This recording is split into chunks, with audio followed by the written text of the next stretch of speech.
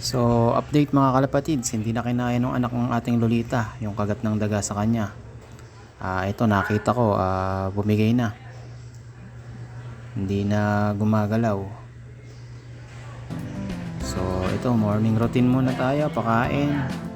And then, bigay tayo ng konting vitamin sa mga stock natin. Hindi muna ako nagpapalipad ngayon dahil ala na. Medyo magbe-breed tayo. I-ready lang natin sila para sa breeding. So ito nga pala mga kalapatids, nahuli natin yung dagang dumali dun sa anak ng Lolita.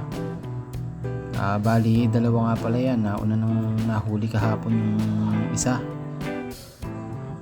Hindi ko na lang naipakita sa video, pero itong isa, ayan, mas malaki kasi to. Tingin ko ito yung dumali. So yun, ito nga pala yung ating breeder, ating i-breed.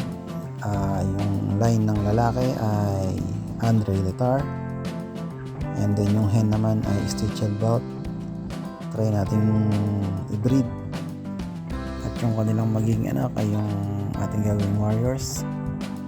So update na lang. Please do subscribe to our channel, guys. Thank you for watching.